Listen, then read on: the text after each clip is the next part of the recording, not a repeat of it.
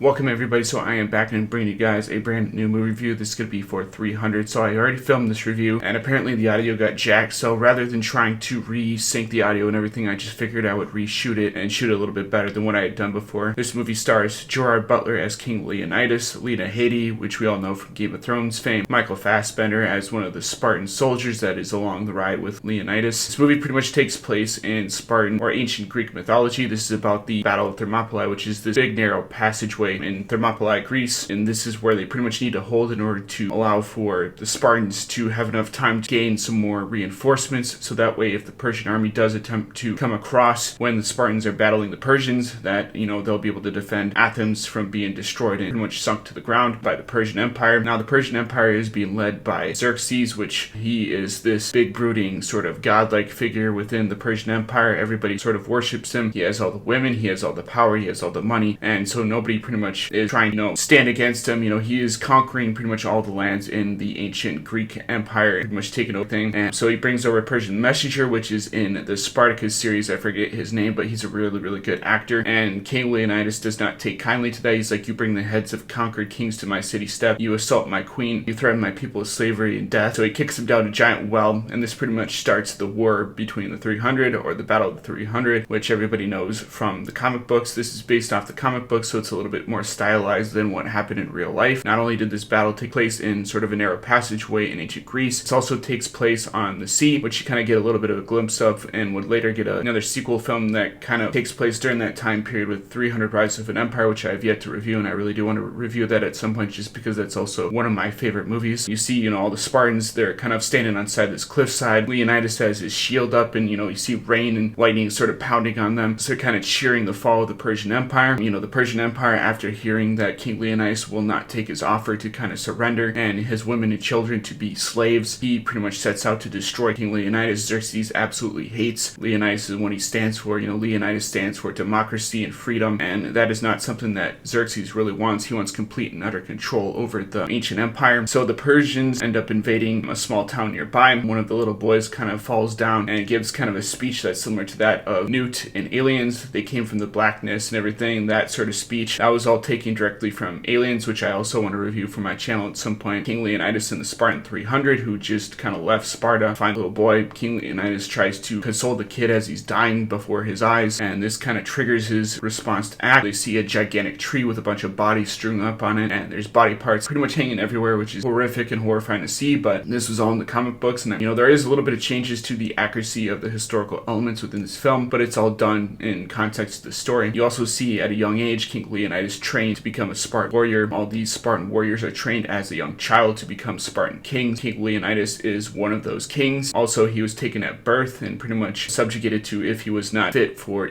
service, he would be tossed into this giant chasm, which is horrifying to know that they kind of did this stuff because, you'd figure that they would try and at least utilize the ones they couldn't for some purpose, but they didn't. All of these Spartan kids had to be sort of fit and healthy, otherwise they would be discarded like they were nothing. King Leonidas fights a sort of dire wolf, or this kind of like black wolf that is got red eyes, and it's kind of a demon looking wolf that he eventually conquers, and this leads to King Leonidas being a man. He eventually is consoled by Lena Headey, his current queen, and she tells him that, even though the oracles which he eventually goes to for advice on whether or not to go and actually fight against the Persians who are invading, they tell him no, and they say that if he does actually go to war with them, that this will lead to an even greater loss of life between the citizens of Athens as well as the Spartans. And King Leonidas is like, fuck this, I'm going to do this anyway, and so eventually he leads a Spartan army. Not before he has sex with Lena Headey's character, Queen Gorgo. She consoles him, telling him that, he has to do whatever he feels is right for his people, and that it's only up to him what goes on and what happens because he is the rightful ruler of Sparta. And so this leads to him actually sacrificing himself in the 300 for his empire. Not to mention there is a side plot between Lena Headey and this politician. He's a crummy, scummy politician that's actually working with the Persian Empire. He's trying to weasel his way in so that way he can overthrow the Spartans from within. They eventually find this out when Lena Headey confronts him pretty much about the fact that he's working with Xerxes.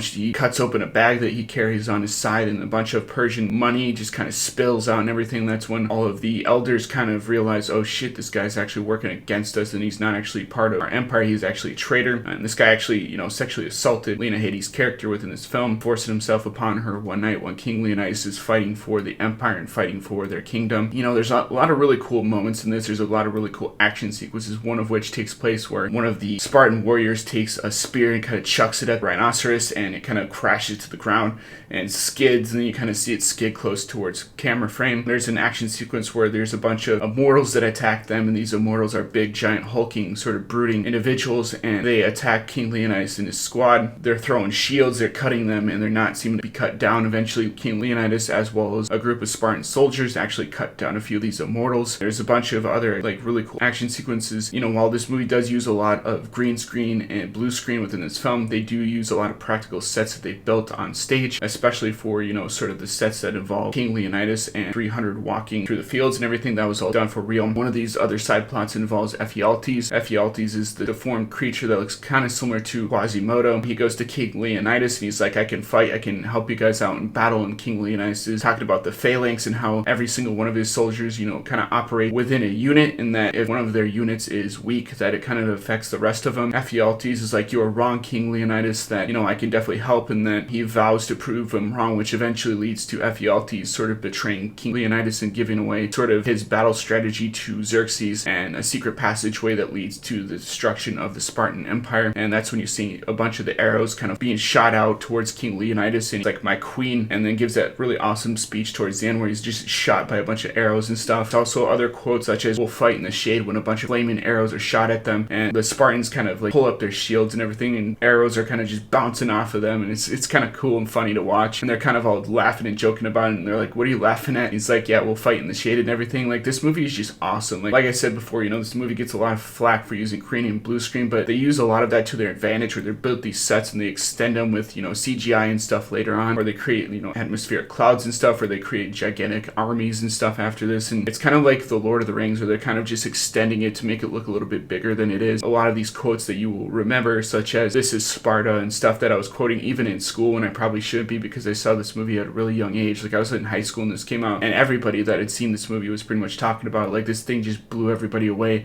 including myself. Like, this is the stuff that, you know, filmmaking should be. You got really awesome action sequences, you got really awesome visual effects, you got really awesome score by sort of the sound team and everything. You got a really good director by Zack Snyder, who kind of knew how to handle this comic book and adapt it correctly. I even have the art book, which kind of shows you how they kind of created it, which I think is really, really well done. You know, everything about this movie just screams awesome action and awesome visual effects. You know, this is stuff that's revolutionary even to this day. You know, Zack Snyder really pioneered the sort of the slow motion sort of action sequences where they kind of slow it down and speed it up and stuff, and that's kind of stuff that you see in even the Spartacus TV shows and everything. I just think that if you're a filmmaker, that you should definitely check this out. I got my copy on Blu-ray for like $5, even though I did buy the DVD at full price when this came out, and I watched it nonstop as a kid. Like, this is one of those movies that I come back to, and like I said before in countless other videos, the mark of a really good movie is one that you can kind of watch on repeat over and over again. I really do like 300 Rise of an Empire, just because it's sort of like a prequel and sequel type of thing, where it kind of explains what happened towards the sea battles, which you don't really get to see in this film. But, you know, some of the behind the scenes documentaries of this is also really great, kind of on the making and how they kind of formed the Spartans to kind of give them that really good workout session that kind of built their bodies to be what they look like. And a lot of people think that they're CGI, when in fact Gerard Butler really went on a training regimen to kind of look the way that he does in this film. So I really think that all the actors did a really good job. There's not a single actor within this film that doesn't do a really good job of what they're doing within this movie. They actually use practical effects and some CG, and they kind of mix it together, whereas a lot of, you know, modern day filmmakers would kind of use it as a crutch, and I really don't like that. I think that the mark of a good movie is one that combines both CG and practical effects to its advantage. And so, you know, that's why I'll give, you know, 300 an A+. I really do think that if you're interested in filmmaking, if you're interested in really good stories, you should definitely check this out. This is definitely one of those movies that is a hero's journey type of film, because, you know, the oracles are kind of holding back King Leonidas, but he kind of just does it anyway. He answers the call, and he has a couple inciting incidences that lead towards King Leonidas actually going to Thermopylae and actually having that big giant battle that you see. That is infamous, especially that slow motion sequence where you see all the Spartans together fighting and everything. Like, there's just really awesome action in this, and so that's why I'm going to give 300 an A+. I know this movie isn't entirely historically accurate, but if you watch some of the behind the scenes, you'll kind of see some of the stuff that they actually did put in that was historically accurate to the time. So as always, guys, rate, comment, subscribe, and I'll see you guys in the next video. Peace.